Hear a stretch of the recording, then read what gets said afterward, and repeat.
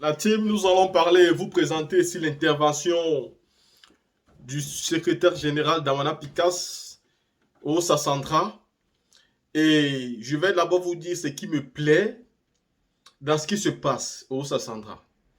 Vous savez, le PDCI RDA et le PPACI sont en train de discuter pour signer une véritable alliance qui actuellement n'est que verbale mais qui se poursuit et qui va certainement finir par des accords précis et dans des signatures claires et nettes.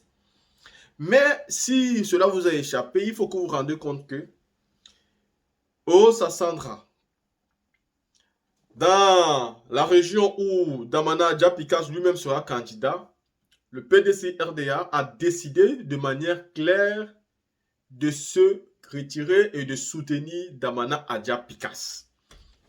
L'opposition a donc décidé là-bas de présenter un seul candidat. Ils ne veulent même pas faire de débat. C'est-à-dire l'Alliance n'a même pas encore fini de signer. Eux déjà, ils disent c'est Damana Adja Pikas. Cela est à féliciter, cela est à apprécier. J'aime à dire à certaines personnes qui disent « Oh, il faut que... Non, le président Bédié, Babo ne peuvent pas faire tomber Ouattara, si c'est là. » Je dis « Vous ne savez pas de quoi vous parlez. Vous ne savez pas de quoi vous parlez. » Il y a d'autres partis politiques en Côte d'Ivoire qui sont soi-disant des partis opposition. Mais ce sont des partis qui sont vides, qui ne pèsent pas grand-chose. Quand on dit qu'ils sont vides, ça ne veut pas dire qu'ils n'ont pas de militants. Mais les militants sont tout simplement là-bas. Mais quand il s'agit de voter, on sait qui ces personnes-là vont voter. Vous avez trois partis politiques en Côte d'Ivoire qui ont un calibre fort. Vous avez le PPACI, vous avez le PDCI-RDA qui est d'abord l'un des plus anciens partis de la Côte d'Ivoire et qui ne s'éteint jamais. Et à côté, vous avez le RDR. Ces trois partis-là, que vous le voulez ou que vous ne le voulez pas, sont les plus grands partis de la Côte d'Ivoire. Et donc, quand un parti fait coalition avec un autre pour se mettre contre un, que vous voulez ou que vous ne voulez pas, la lutte sera très très intense. Regardez, par exemple, en 2010, le PDC-RDA s'est mis avec le RHDP et pourtant le président Laurent Gbagbo les a quand même menacés. Il les a quand même secoués tout seul, il les a gagnés aux élections. Mais comment vous expliquez que 10 ans plus tard, si le président Bidé se met avec le président Gbagbo, Ouattara peut faire match égal. Ouattara ne peut rien faire et puis il ne peut rien créer. Il ne peut même pas avoir 20% contre ces gens-là. Il ne peut pas. Et puis Bédié et Gbagbo n'ont même plus besoin de quelqu'un. Eux deux là seulement. S'ils se mettent ensemble, c'est fini, ils vont tuer. Il n'y a même pas de commentaire, ils vont tuer ça. Donc l'alliance du PDC-RDA qui demande au secrétaire général de Damana Diapika d'être l'unique candidat, moi me plaît beaucoup. Et ça me réconforte dans le fait que cette alliance non seulement se porte très bien, mais que c'est sûr et certain que les accords et les signatures vont se faire. Et que le combat va donc se préparer pour 2025. La team, écoutons donc le secrétaire général Damana Adja Pikas qui a parlé fort. Écoutons. Ni la pluie ne vous ont découragé. Et je voulais saluer votre détermination. Merci beaucoup. Merci pour cette mobilisation. Je vais saluer les chefs traditionnels. Le chef des chefs, Papa Toukou, tous les chefs qui sont assis là, je ne vais pas les citer nommément parce qu'ils sont nombreux et je ne vais pas risquer d'en oublier certains, mais je voulais leur dire merci d'être présents parce que leur présence est une présence qui nous honore et qui nous rassure. S'ils sont là, ça veut dire qu'on peut avancer. S'ils sont là, ça veut dire qu'on peut avancer. Et je voudrais les saluer.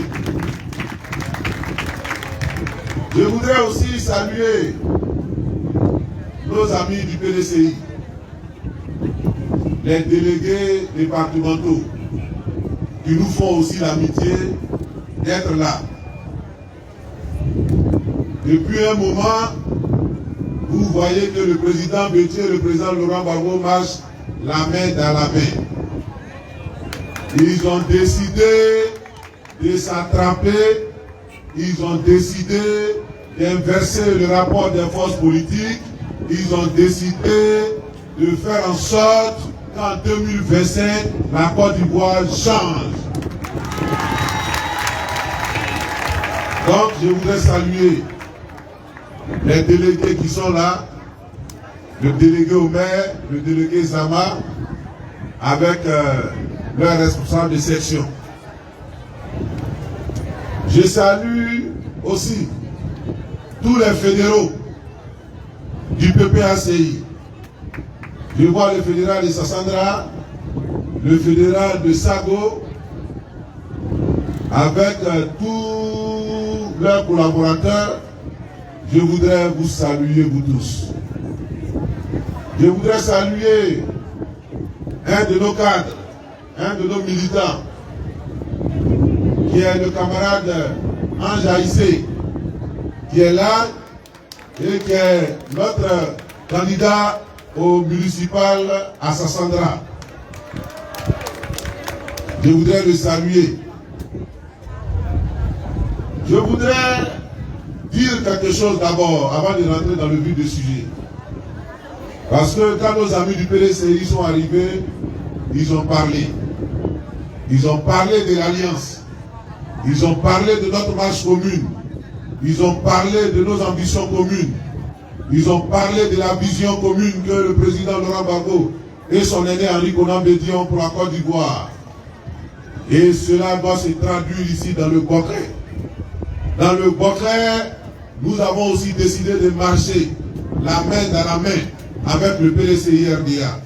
Nous avons décidé de faire en sorte que toutes les élections qui arrivent soient raflées par l'Alliance PDCI-PPACI. Que ce soit au niveau du conseil régional, que ce soit au niveau des municipales, à Sassandra, à Fresco, il faut que le 2 septembre 2023, ce soit la fin de la gouvernance du RHDP ici dans le Bocret. C'est pourquoi je salue nos amis du PDCI qui sont là pour matérialiser cette nouvelle dimension de la marche commune que nous avons. Merci beaucoup.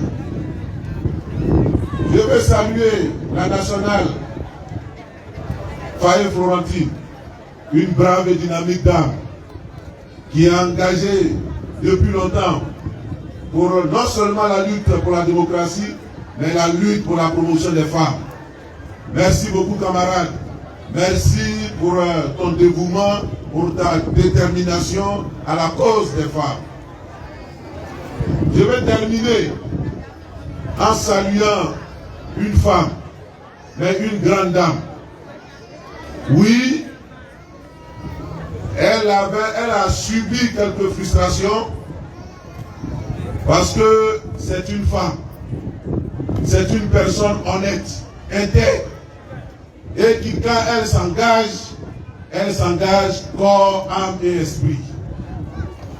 Et cette dame a fait beaucoup pour la lutte ici à Sassandra, surtout pour la mobilisation des femmes. Je l'ai retrouvée la dernière fois à son domicile pour aller la saluer et puis lui dire que nous avons besoin d'elle. Il faut qu'elle ressorte. Il faut qu'elle ravale toutes ces frustrations. Parce que la vie est aussi faite de frustrations. Mais, comme il y a un Dieu de justice, et comme chaque chose a son temps n'était pas encore arrivé. Je suis allé lui dire que c'est son temps qui est arrivé. C'est son temps qui est arrivé. Et je suis venu me confier à elle. Parce que c'est une maman. Et elle est ma maman. Et je lui ai apporté toute l'affection qu'un fils peut apporter à sa maman. Et je l'ai rassurée. Je suis content qu'elle soit là aujourd'hui. Je suis content qu'elle ait présidé ce comité d'organisation.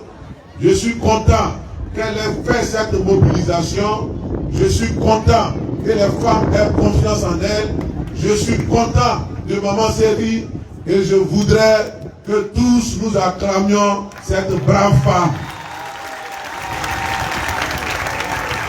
Merci beaucoup, maman.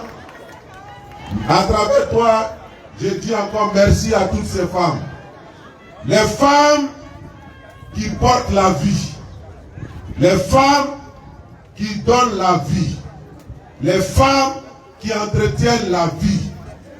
Les femmes, nos mamans, nos sœurs, celles qui dans une journée de 24 heures ne dorment que 2 heures du temps. Celles qui dorment les dernières et qui se réveillent les premières. Oui, ce sont elles, celles qui se lèvent le matin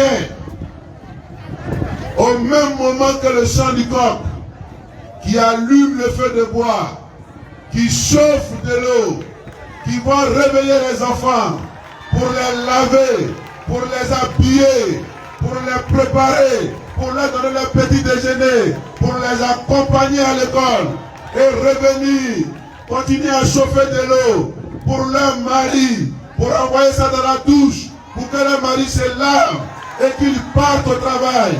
Et puis après, ces femmes-là, elles sortent de la maison, elles vont au champ, elles vont au marché, elles vont en ville, elles vont se débrouiller, elles vont se chercher pour trouver de quoi manger pour les familles. Elles reviennent à 18 h, elles font le feu, elles préparent la nourriture. Quand les enfants sortent de l'école, elles les lavent, elles les préparent, elles les donnent à manger, elles font la table pour leur mari. Quand ils quittent au travail, ils mangent, elles regardent, elles veillent sur les enfants pour qu'ils étudient. Et puis après, quand les enfants sont endormis, elles vont vérifier que tous les enfants sont là, qu'ils dorment effectivement dans leur chambre, avant qu'elles ne passent elles-mêmes se reposer. Je voudrais vous saluer, maman. Je voudrais vous honorer aujourd'hui. Merci pour ce que vous êtes. Merci, parce que c'est grâce à vous que nous sommes ce que nous sommes. Merci beaucoup.